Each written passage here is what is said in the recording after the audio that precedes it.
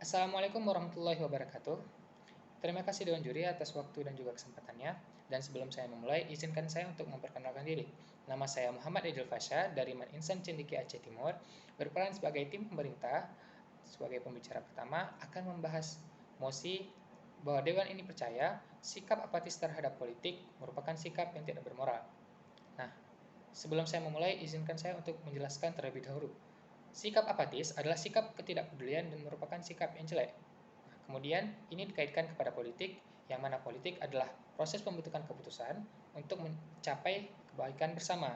Nah, biasanya politik ini dia terdapat dalam jabatan pemerintahan dan sebagainya. Kemudian apatis ditarikan kepada moral, yang mana moral adalah sikap baik dan tentunya berlawanan dengan sikap apatis. Nah, ketika kita kaitkan, maka apatis adalah sikap yang tidak bermoral. Nah, kenapa apatis pada politik merupakan sikap yang tidak bermoral? Nah, sebelum saya melanjutkan lebih jauh, izinkan saya, kenapa mosi ini harus dibahas? Nah, pada tingkat politik kita sekarang di dalam negeri kita, banyak terjadi kesenjangan dan banyak terjadi kasus-kasus yang tidak sepele, seperti pemimpin yang tidak kompeten, banyak kasus korupsi, nepotisme, dan sebagainya, menyebabkan ketemunduran pada bidang politik. Nah, kembali ke topik, kenapa bisa apatis terhadap politik sama dengan tidak bermoral? Nah, kami sini memiliki beberapa argumen. Yang pertama, dengan sikap apatis terhadap politik, maka kita tidak akan bisa menentukan mana pemimpin yang baik dan mana pemimpin yang tidak baik. Nah, kenapa? Karena dengan apatisnya masyarakat terhadap politik akan menyebabkan pemerintahan tidak bisa memilih banyak orang untuk menjadikannya pemimpin. Seperti banyak masyarakat yang tidak peduli, sehingga yang naik ini akan ya orang-orang yang semena-mena ataupun hanya orang yang ingin mencari keuntungan dalam politik. Nah, kemudian dengan pemimpin yang jelek dan tidak kompeten tadi akan mengakibatkan kerugian. Nah, kerugian untuk siapa? Untuk masyarakat dan untuk negara. Nah, untuk negara kerugiannya seperti banyaknya kasus korupsi, kemudian bisa juga berdampak pada infrastruktur yang tidak akan selesai, juga kerugian pada ekonomi segala macam, juga kerugian untuk masyarakat sendiri, untuk masyarakat yang apatis terhadap politik. Nah, kerugiannya seperti banyak masyarakat yang akan terkena dampak, seperti dari kasus korupsi atau kasus penggelapan dana, maka masyarakat-masyarakat yang di bawah yang akan seharusnya menerima dana tidak akan mendapatkan dan justru protes kepada pemerintahan. Tapi dengan sikap dia yang apatis tadi, apakah wajar untuk dia protes?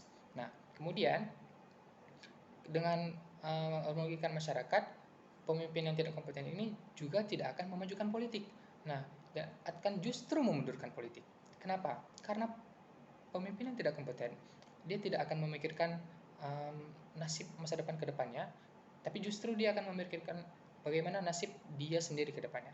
Jadi, jika misalnya masyarakat apatis dengan sikap politik, dengan politik, maka pemimpin sendiri juga akan apatis dengan masyarakat dan justru akan memikirkan dirinya sendiri. Inilah sikap yang dari mana dari argumen itu kita bisa menentukan bahwa apatis ini merupakan sikap yang tidak baik. Nah, jika masyarakatnya apatis terhadap politik, maka ia sama saja mendukung untuk kemunduran politik suatu negara. Nah, kemudian saya memiliki contoh dengan juri yang terhormat, ada satu kasus di Aceh, yaitu di Aceh Utara, di mana seorang bupati itu terkena kasus korupsi dan itu sampai bermiliar-miliaran, hingga kasus korupsi ini menyebabkan terbekunya dana dari pusat dan ditariknya dana-dana gelap tadi, sehingga pembangunan yang terjadi di Aceh Utara itu terhambat sampai beberapa tahun. Nah, itu berapa besar kerugian dan siapa yang kerugian? Bukan hanya negara, tapi juga masyarakat di sekitarnya. Nah, dengan alasan ini, dengan cerita ini, maka kita bisa menyimpulkan bahwa apatis itu merupakan sikap yang tidak baik. Kenapa? Karena itu bisa merugikan diri kita sendiri.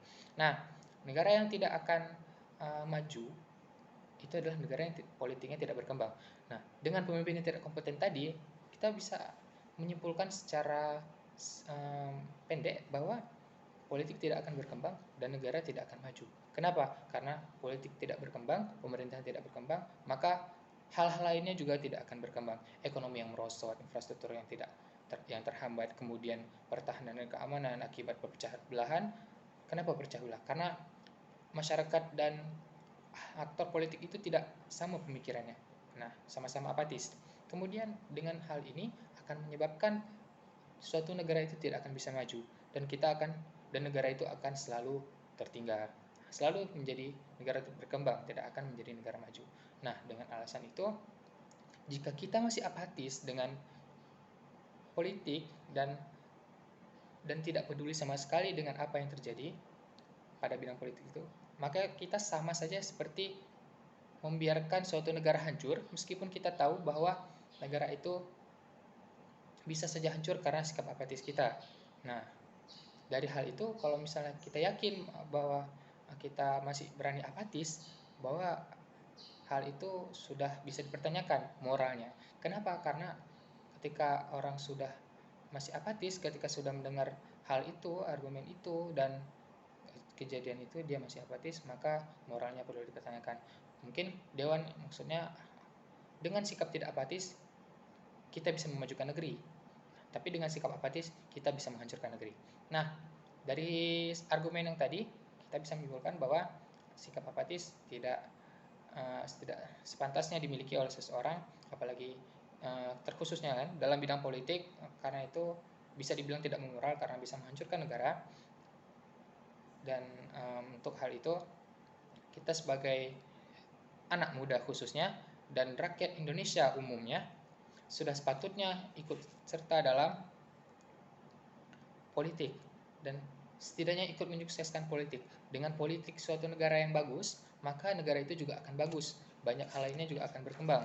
Nah, untuk politik yang lebih maju dan untuk negara yang lebih cerah masa depannya. Sekian dari saya, terima kasih. Assalamualaikum warahmatullahi wabarakatuh.